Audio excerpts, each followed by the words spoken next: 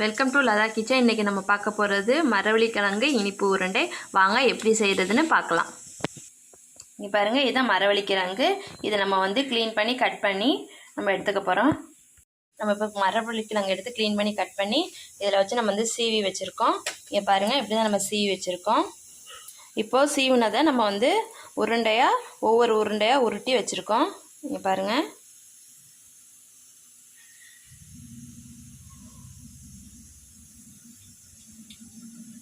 இதே மாதிரி எல்லாத்தையும் உருண்டையாக உருட்டி வைக்கணும். இப்போ நம்ம உருட்டின உருண்டையை வந்து நம்ம வேக வைக்க போகிறோம். இப்போ பாருங்கள்,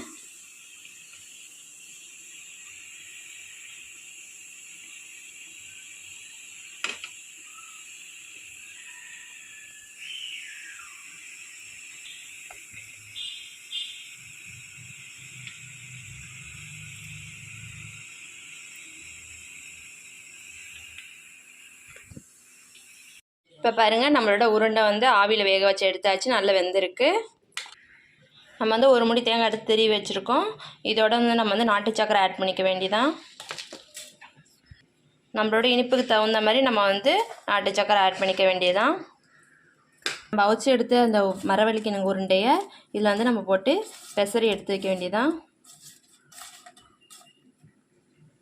இது மாதிரி ஒரு உருண்டையாக போட்டு நம்ம வந்து மிக்ஸ் பண்ணி எடுத்து வைக்க வேண்டியதான்.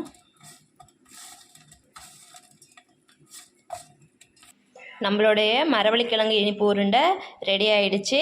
வாங்க எப்படி இருக்குன்னு டேஸ்ட் பண்ணி பார்க்கலாம். பாருங்க, நம்மளோட உருண்டை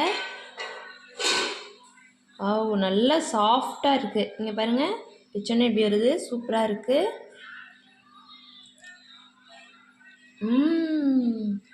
நல்ல டேஸ்ட்.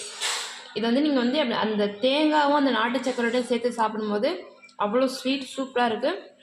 நம்ம இப்படி உடச்சி நல்லா அந்த நாட்டு சக்கரை தேங்காயில் சேர்த்து நல்லா மிக்ஸ் பண்ணி சாப்பிடணும். அப்போ தான் அந்த டேஸ்ட் வந்து நல்லா சூப்பராக இருக்குது. உங்கள் வீட்டிலே ட்ரை பண்ணி பாருங்கள், உங்களுக்கு ரொம்ப பிடிக்கும்.